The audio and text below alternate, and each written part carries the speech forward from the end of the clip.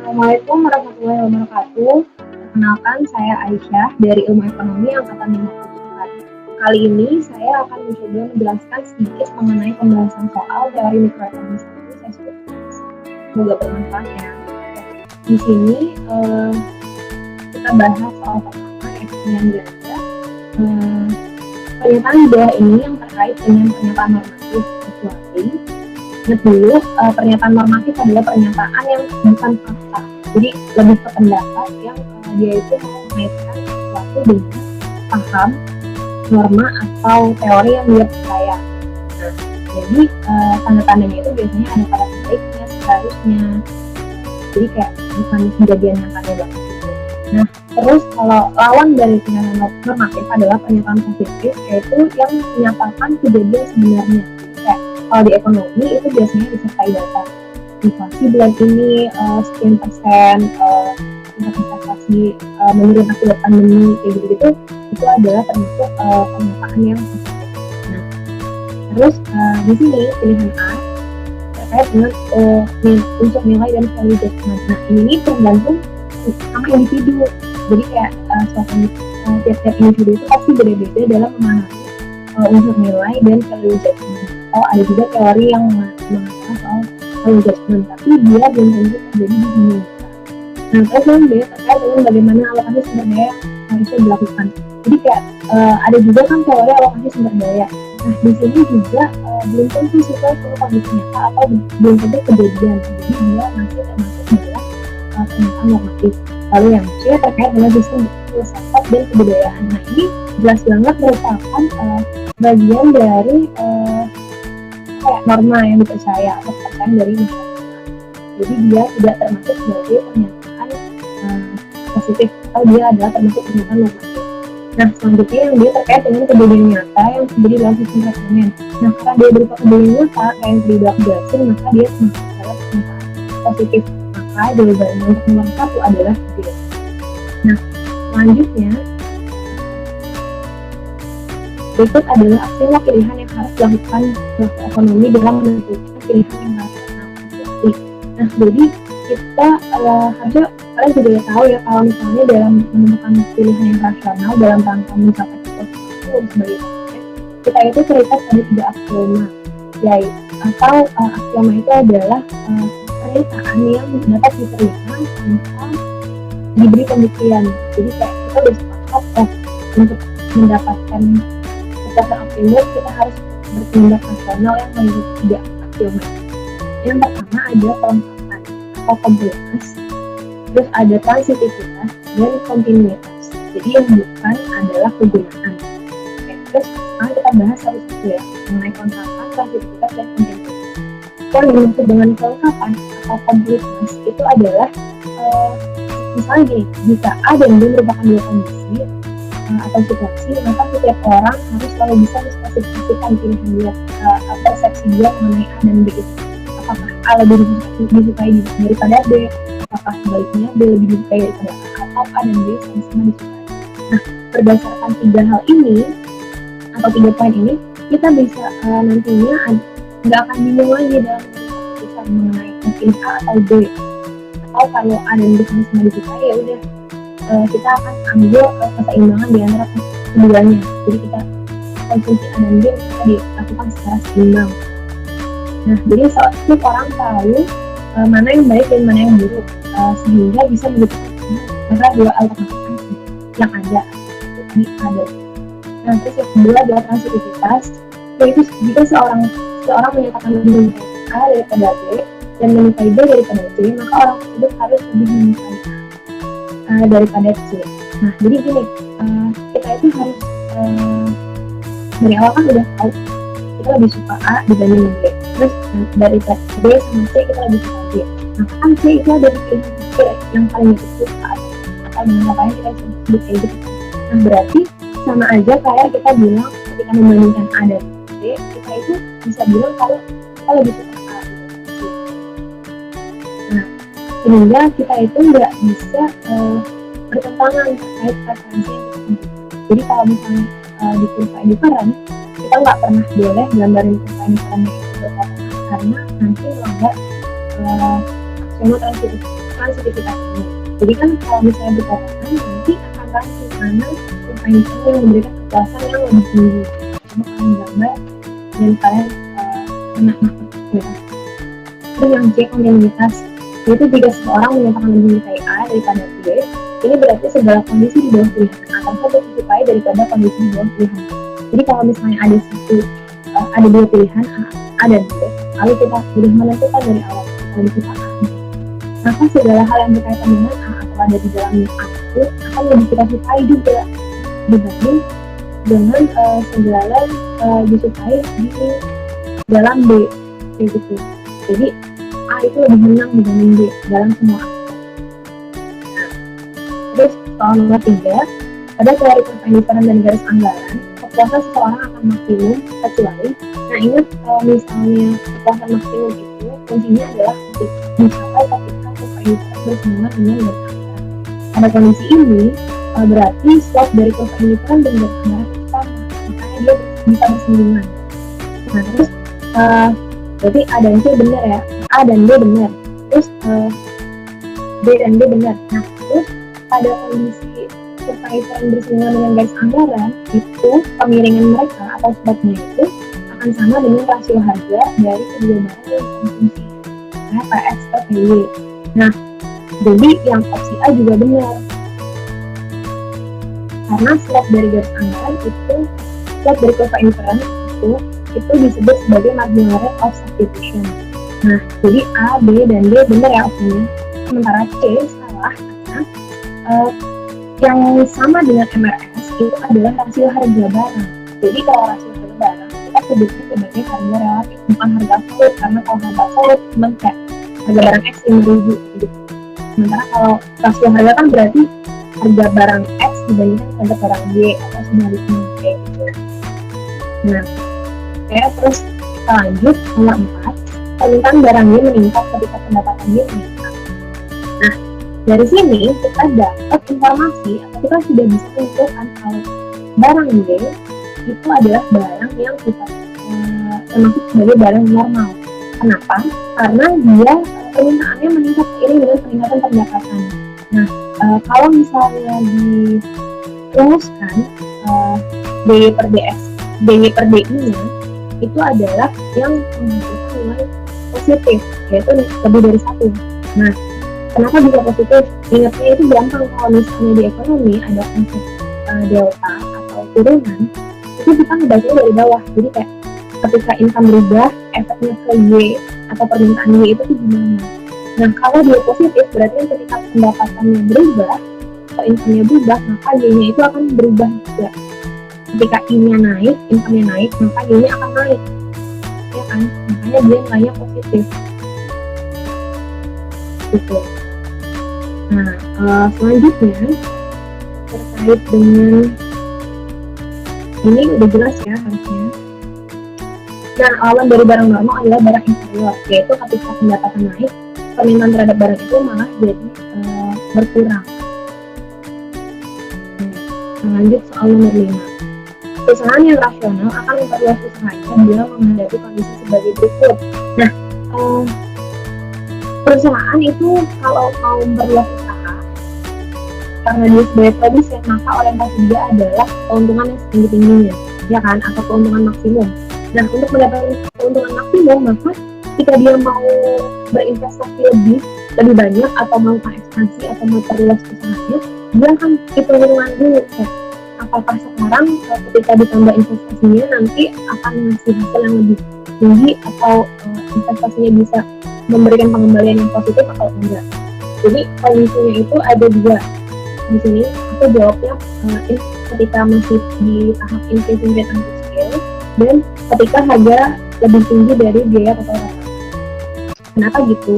Karena pada saat increasing rate and scale artinya adalah tiap tambahan satu input masih bisa memberikan pengembalian atau menghasilkan tambahan output yang lebih besar dari satu.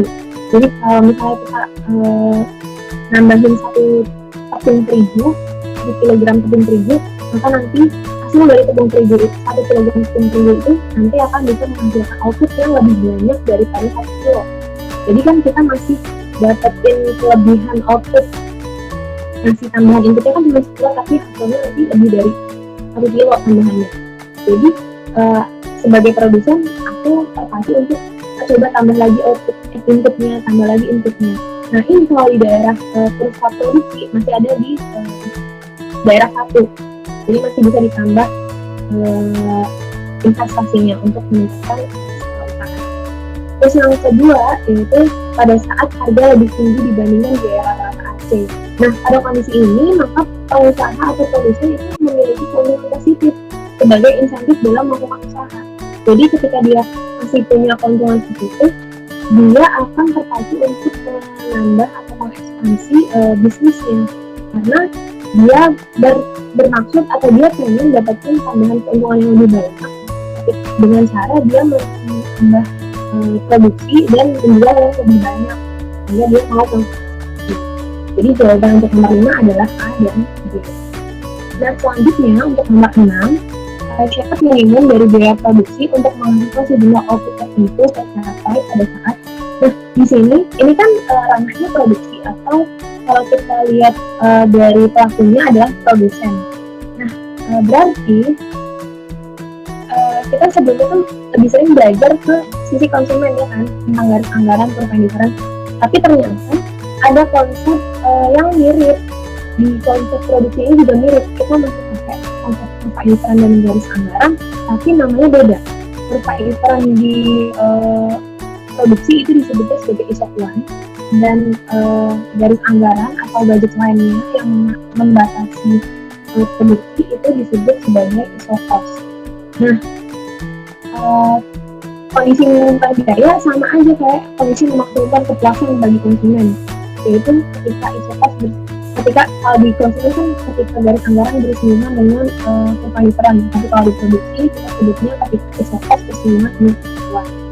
Lalu yang di sini RPSLK itu adalah slot dari ISO plan. Nah, merupakan perbandingan harga dari input yang kita pakai. Dalam hal ini kita pakainya capital dan labor. Nah, di sini RPSLK ya, berarti seberapa jauh labor bisa kita oleh capital itu sama dengan perbandingan harga dari labor Y dan capital. Oke, jadi ada B benar. Nah, gambarnya itu bagus nih.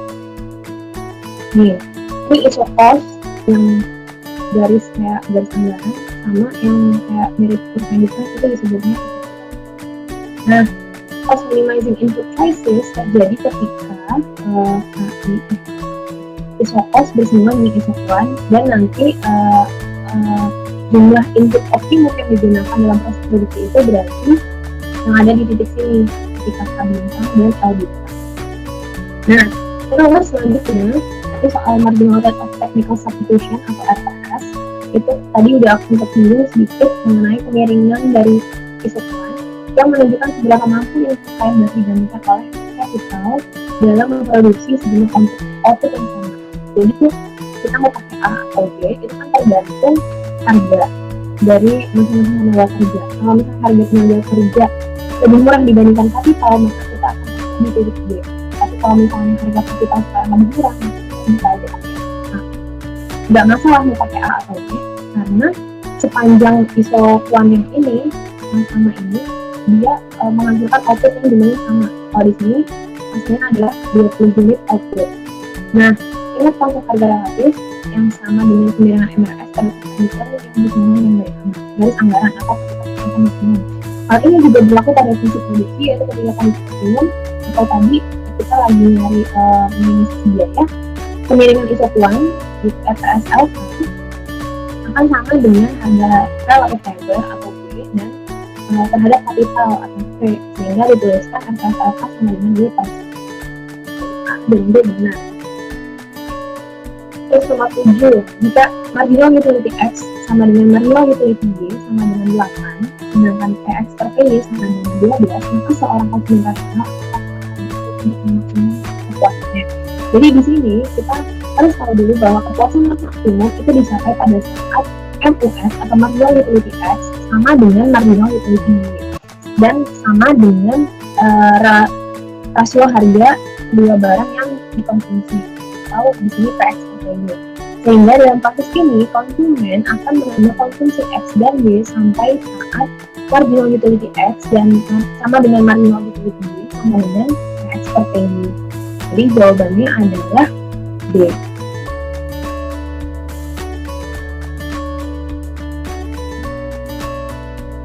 Oke, terus untuk soal esai nomor 1, kita mulai esai ya. Oke, kalau nomor 1, Abrar adalah seorang anak muda yang memiliki uang sebesar $300 yang digunakan untuk membeli parfum P dan minyak rambut atau M, di mana harga parfum adalah $20 dan harga minyak rambut adalah $4. Apabila fungsi utilitas Abrar untuk kedua barang tersebut adalah fungsi dari P dan M sama dengan P pangkat 2/3 M pangkat 1/3. Nih, yang A kita diminta untuk kombinasi barang P dan M yang dikonsumsi Abrar agar kepuasannya maksimum. Terus yang B sama, tapi di sini khususnya harga parfum itu nggak $20 tapi $10. Kita coba tuh ya. Nah, ini di sini kita perlu membuat fungsi Lagrange untuk tahu berapa P dan M optimum yang bisa memaksimalkan kepuasan dari Abrar. Nah, di sini ingat kalau fungsi Lagrange itu terdiri dari dua fungsi. Yang pertama adalah fungsi tujuan ditambah lambda kali fungsi kendala.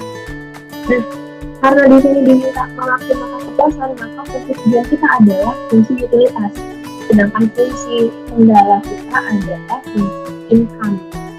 Nah, seperti yang dilihat, fungsi tujuannya utilitas merupakan fungsi dari P dan M sama dengan P pangkat 2/3 dikali M pangkat 4/3. Terus fungsi kendalanya income sama dengan PP harga parfum dikali jumlah parfum ditambah harga minyak rambut dikali jumlah minyak rambut. Masukin yang diketahui informasinya 300 sama dengan 20P plus 4M. Karena di fungsi Lagrange itu fungsi kendalanya harus sama dengan 0, maka kita buat fungsi income ini sama dengan 0, yaitu 320P plus 4M. Nah, terus kita dapetin fungsi Lagrange yang kayak gini.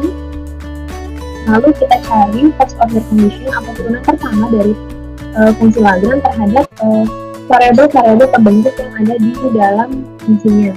Jadi di sini kita konsumsi dua barang, maka nanti kita akan menurunkan sebanyak 2 kali. Karena ingat rumusnya, banyaknya turunan yang harus kita buat atau berapa kali kita harus menurunkan itu sebanyak N per 1, di mana N adalah jumlah barang yang dikonsumsi dan 1 itu adalah untuk tangga. Jadi kita mulai dari turunan L terhadap P, dapatlah kayak gini. Terus turunan L terhadap M, dapat kayak gini. Selanjutnya dari turunan L terhadap lambda dapat kayak gini. Nih, jadi persamaan 1, 2, dan 3. Nah, selanjutnya karena persamaan 1 dan persamaan 2 itu hasilnya sama-sama lambda sama dengan, maka kita bisa bikin persamaan lambda dari persamaan 1 sama dengan lambda dari persamaan 2. Nah, kita dapetin hasilnya kayak gini. 2/3 P pangkat minus per 3 dikali M pangkat per 3 dibagi 20 sama dengan 2/3 P pangkat minus per 3 dikali M pangkat minus per 3 dibagi 4. Nah, kerjain itu 2/3 bagi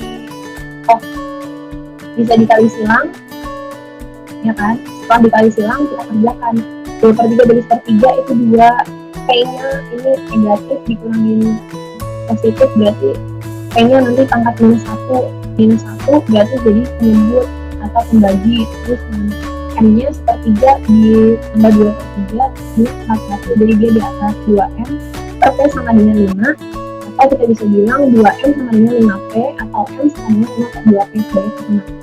Nah, nanti dari sini kita tinggal substitusikan persamaan 4 ini ke persamaan 3 yang 320P minus 4M.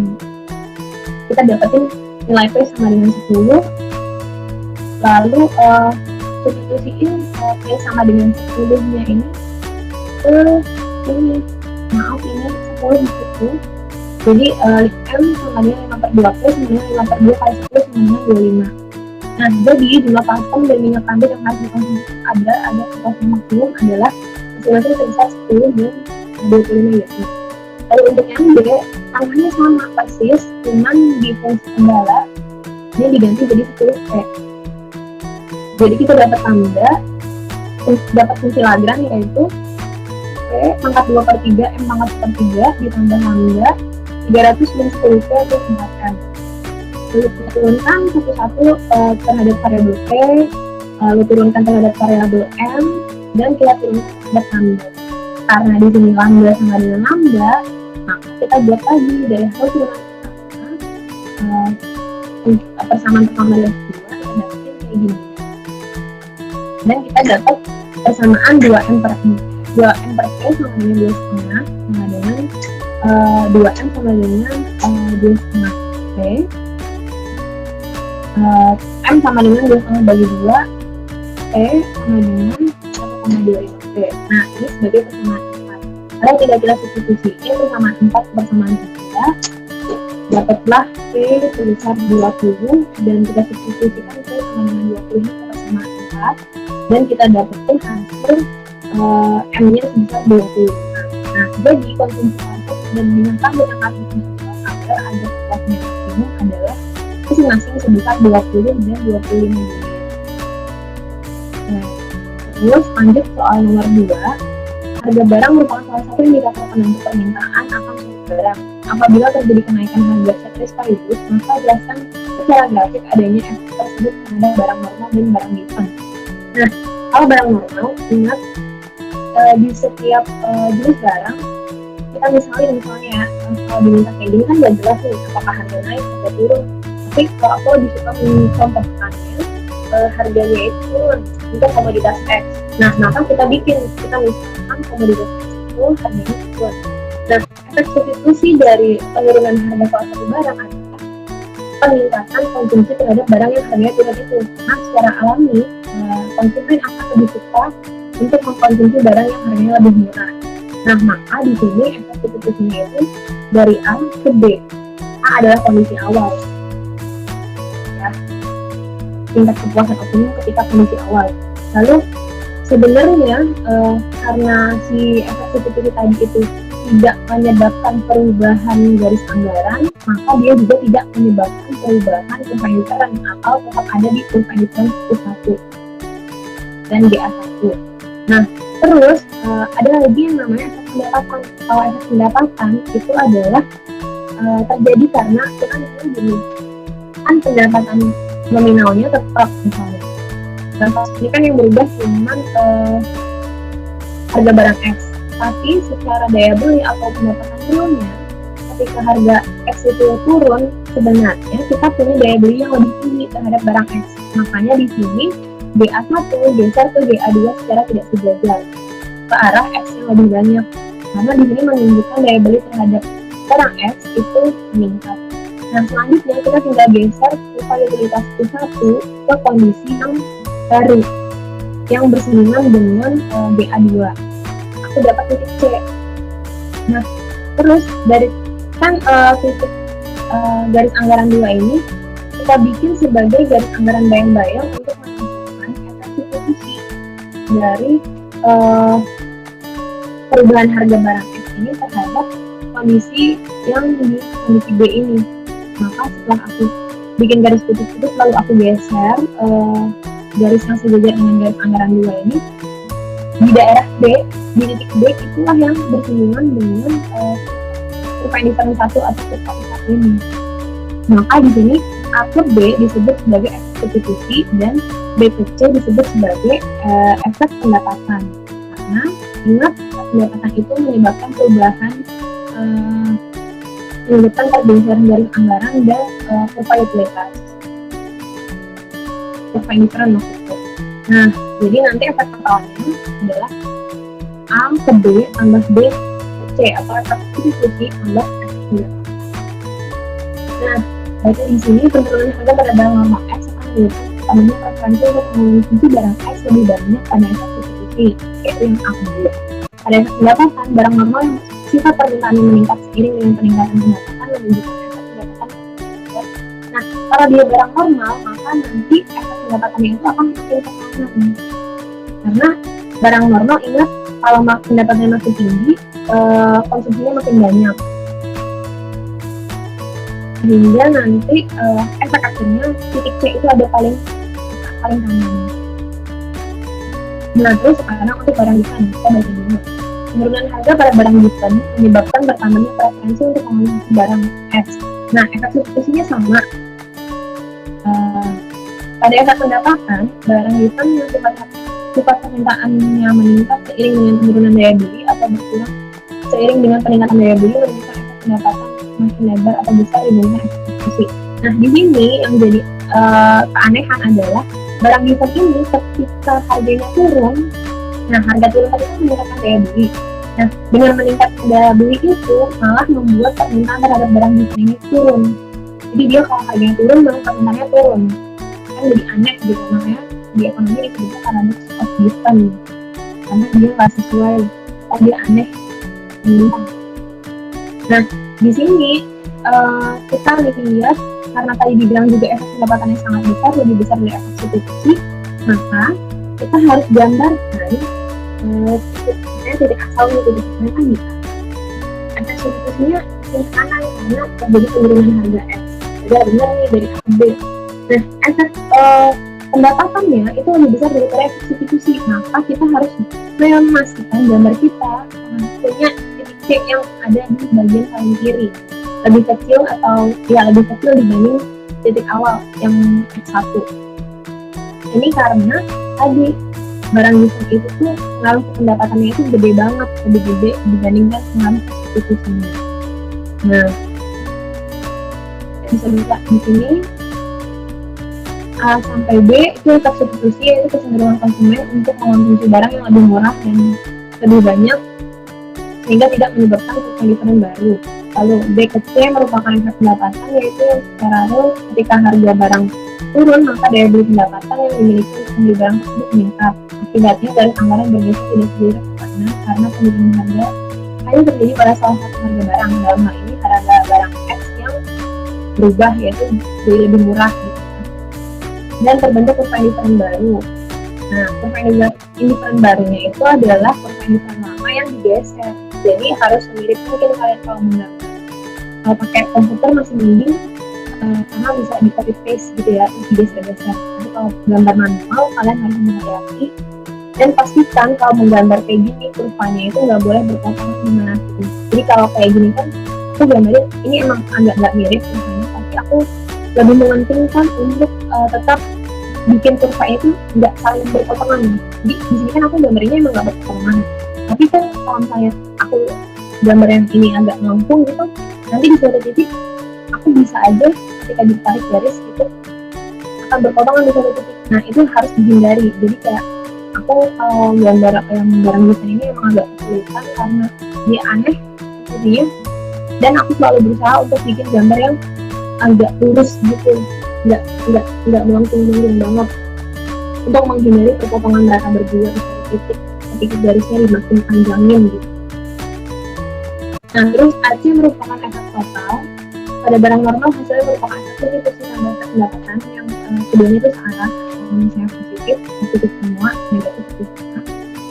Sementara pada barang inferior, efek pendapatan yang tercipta mengoreksi efek substitusi karena barang inferior yang itu konsumsi atau konsumsinya berkurang saat pendapatan bertambah atau daya beli meningkat. Jadi nanti di efek totalnya barang inferior kita akan bisa tentuin apakah ini meningkat atau enggak, karena tergantung sama besarnya efek substitusi dan efek pendapatannya mana yang lebih tinggi.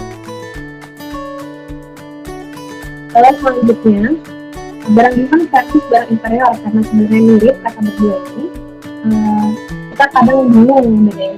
Jadi di sini aku coba kasih sedikit tips untuk membedakan barang given versus barang inferior. Pada barang given, efek pendapatannya itu sangat besar. Jadi kayak tadi yang udah aku bilang, efeknya itu pasti jadi negatif, atau posisi X3 setelah ada efek pendapatan itu tuh pasti lebih di sebelah kiri dibandingkan posisi awalnya. Itu karena efek pendapatan dari barang given itu masih sangat besar, sehingga saat harga turun maka efek substitusi yang terjadi adalah kuantitas barang meningkat, substitusi, tapi efek pendapatannya negatif dan sangat besar sehingga efek pendapatannya menjadi negatif. Nah, di sini itu yang maksud negatif adalah posisi akhirnya itu sedikit gitu. Sementara pada barang inferior, efek akhirnya itu nggak bisa ditentukan mana yang lebih gede sedikit atau enggaknya. Nah, terus nomor 3, AMSA adalah seorang mahasiswa di mana fungsi utilitas AMSA untuk mengonsumsi X jadi adalah itu sama dengan X pangkat 3/4 Y pangkat 4. Nah, kita diminta untuk membuat rumus dari kurva permintaan Marshallian, Hicksian, dan kita coba bikin satu-satu. Yang A, rumus kurva permintaan Marshallian.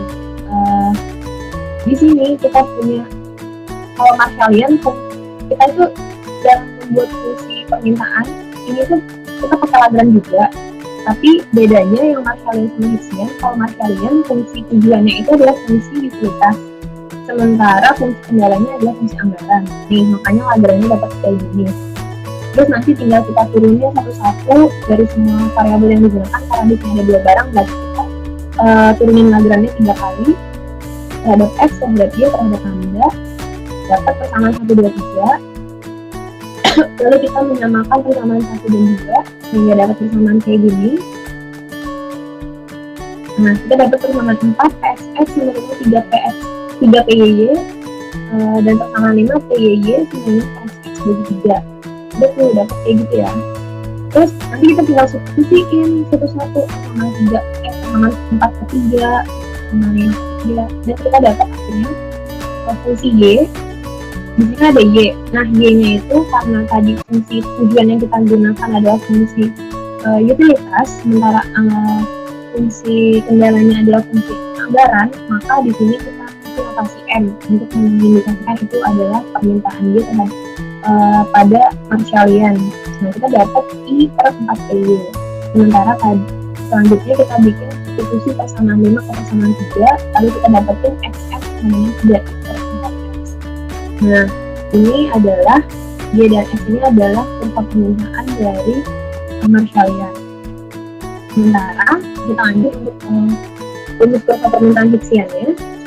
Dibalik aja, fungsi utilitasnya adalah fungsi anggaran, sementara fungsi kendalanya adalah fungsi utilitas. Lalu kita dapat Lagrange kayak gini. Turunin fungsi Lagrange terhadap X, Y, dan lambda. Setelah itu kita bikin persamaan lambda 1 dan lambda 2 sehingga kita dapat persamaan 4 yaitu X sama dengan 3 PYY dibagi PX, dan persamaan 5 yaitu Y sama dengan PXX dibagi 3 PY. Nah, kita bikin substitusi persamaan 4 persamaan 3 turunan dari lambda, dapatlah hasil YH sama dengan P kali PX sama 3/4 dibagi PY sama 3/4.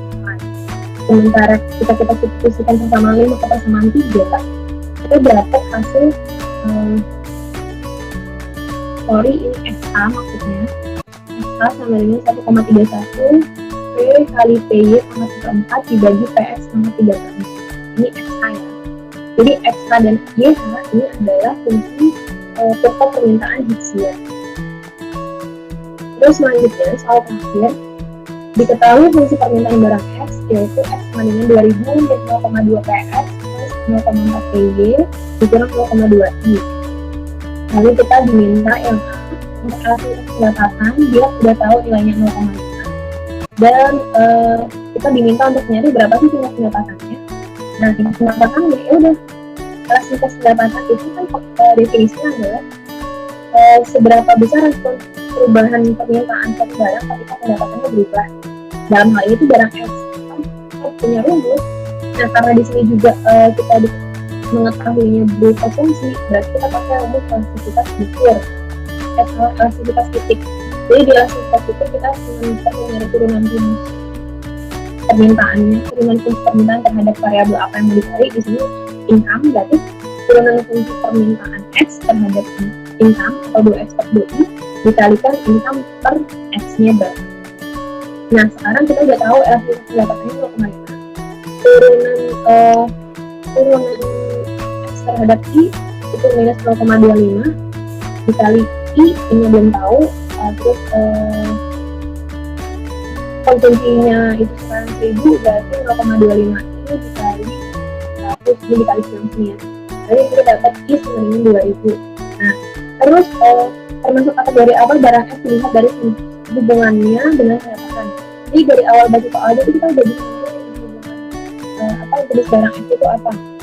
Karena di sini dia punya hasil elastisitas yang negatif, artinya ketika I bertambah, X-nya itu berkurang konsumsinya. Nah, berarti X itu bisa kita sebut sebagai barang yang inferior. Karena ketika terjadi peningkatan pendapatan, maka permintaan terhadap barang X akan berkurang. Selanjutnya, untuk elastisitas harga. Elastisitas harga kan berarti ketika terjadi perubahan harga, seberapa besar respon dari permintaan barangnya. Nah, karena di sini kita instruksi, tadi kayak yang udah aku bilang, maka kita pakai namanya elastisitas Buswell, yaitu dx per dpx dikali ps per x.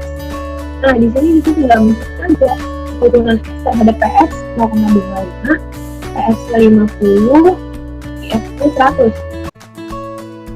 Nih, ya udah, masukin turunan dx per dpx minus 0,2 dikali px-nya tadi 50, terus x atau konsumsi barang x-nya itu sebesar 100, maka kita dapetin elastisitas harganya yaitu sebesar 0,1. Nah, tanda minus di elastisitas harga menunjukkan kalau harga naik, permintaan turun, atau harga turun, permintaan naik. Nah, nilai 0,1 berarti nunjukin ketika tadi harganya naik 100%, maka permintaan terhadap barang X itu cuma turun sebesar 10%. Nah, jadi barang X ini termasuk sebagai barang yang inelastis karena dia nggak terlalu responsif terhadap perubahan harga. Ya kan, harganya udah naik 100%, tapi dia turun permintaannya cuma sampai 10%. Jadi, dia sifatnya inelastis. Lalu untuk elastisitas silang, kita itu mengukur seberapa responsif perubahan X ketika harga Y itu berubah. Jadi, yang berubah itu harga temannya. Jadi kita tinggal bikin ininya dx per dpy dikali py per x. Tinggal masukin apa semua yang diketahui. Turunan x terhadap py 0,4, py-nya itu 25 dan x-nya itu 100. Maka kita dapetin nilai elastisitas silang sebesar 0,1. Nah, nilai elastisitas silang barang x terhadap barang y sebesar 0,1 itu kan positif, artinya ketika harga barang Y naik sebesar 100%, maka permintaan terhadap barang X itu akan naik sebesar 10%. Jadi harga barang Y naik, permintaan X itu naik. Nah, artinya barang Y dan barang X itu dua barang yang saling menggantikan atau saling bersubstitusi. Kok bisa simpulnya kayak gitu? Karena gini, ketika harga barang Y naik, ketika harga barangnya naik, maka permintaan terhadap Y itu turun kan. Nah, penurunan konsumsi Y itu akan digantikan oleh peningkatan konsumsi X. Nah, maka di sini X dan dua barang yang saling menggantikan atau bersubstitusi. Terus yang C, ini udah aku jelasin tadi, nilai elastisitas sebesar 0,1 berarti jika terjadi kenaikan harga barang Y sebesar 100%, maka permintaan terhadap barangnya akan naik sebesar 10%. Yang mengindikasikan bahwa barang X dan Y adalah dua barang yang saling menggantikan atau gross substitute. Terus yang D, soalnya adalah jika terdapat kebijakan menaikkan harga barang X untuk menaikkan penerimaan total, apakah menurut Anda kebijakan itu tepat? Nah, tadi kita itu udah tahu kalau X adalah barang yang sifatnya inelastis, ya kan, karena elastisitas harganya cuma 0,1. Nah, maka kebijakan untuk menaikkan harga untuk meningkatkan kegunaan itu adalah sebuah hal yang tepat, ya kan, karena kita naikin aja harganya 100%. Nanti penurunan pembeliannya itu cuma 10% kok. Jadi keuntungan yang kita dapatkan itu bisa menutupi pengurangan pembelian yang terjadi, ya kan. Maka di sini lihat nih, elastisitas permintaan dan total revenue. Di sini contohnya adalah barang yang elastis. Kalau barangnya elastis, dia naikin harga itu malah menyebabkan PR-nya tuh banyak yang hilang, lebih banyak yang hilang dibandingkan peningkatan PR kalau harganya. Maka kalau barangnya elastis, dia itu harus ngasih diskon. Sementara kalau yang inelastis, dia kasih aja peningkatan harga karena nanti penurunan konsumsinya itu nggak terlalu besar, sehingga dia bisa dapetin keuntungan yang lebih tinggi atau penerimaan yang lebih tinggi. semuanya. Yeay.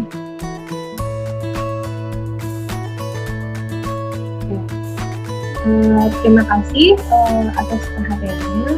Semoga nanti pembahasannya bisa bermanfaat dan membantu kalian pas ujian. Banyak-banyakin latihan soal biar nggak kaget dengan soalnya dan pahamin konsep ya.